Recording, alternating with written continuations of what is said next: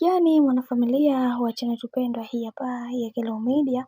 Kama ndo mara kwa kwanza basi nikusii usisahau kusubscribe, kulike, kushare pamoja na kucomment. Bwana Esma Platinum atoa cheche kwa bibi ya Lita, na kitu ambacho alichoweza kukizungumza kiukweli kimewafanya watu wengi waweze kuongea maneno mengi, na kisha akasema kwamba kuna kitu cha kujifunza kutoka kwenye haya maisha, kwani dada yetu amekuwa moja kati ya mwanamke ambaye kama alivyoweza kusema bibi Zuchu haeleweki.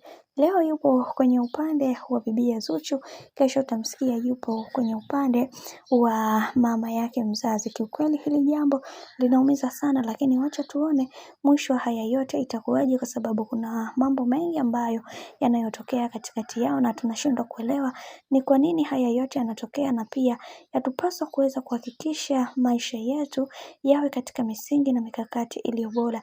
Na watu wengi wanatamani kuweza kuona maisha ya hawa watu yakiwa katika mikakati na misingi iliyo imara, ili kuweza kufikia malengo ambayo tuliweza kujiwekea katika maisha.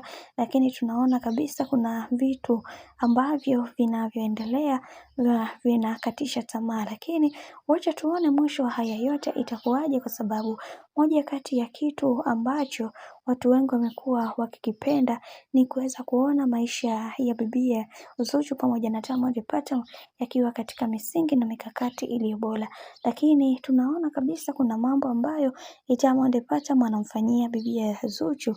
Kiukweli hili jambo si jambo zuri kabisa, na tunatamani kuweza kuona maisha haya yakawa katika misingi mizuri, na ikimfanya bibi Zuchu aweze kuenjoy na kufurahia pia katika maisha yake yote. Bwana, mambo ndo kama hivyo, lakini kwa upande wa Esma, yeye aliweza kumpa onyo kali bibi Lita na kumwambia kwamba aweze kukaa mbali katika hili, kwa sababu yeye amekuwa moja kati ya mwanamke ambaye mara zote anawaumiza watu wengine kwa ajili ya yeye kuweza kupata maslahi yake, kwani hichi kitendo kinaumiza sana na binafsi hakuweza kufurahikiwa nacho.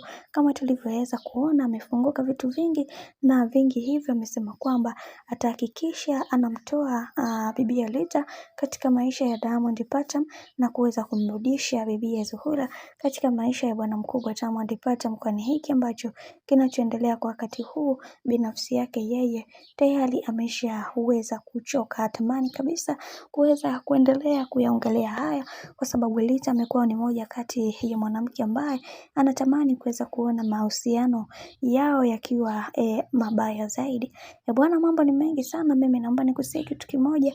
Kama ndo mara kwa kwanza, usisahau kusubscribe, kulike, kushare pamoja na kucomment. Mimi sina la ziada, acha nikutakie siku njema na kazi njema.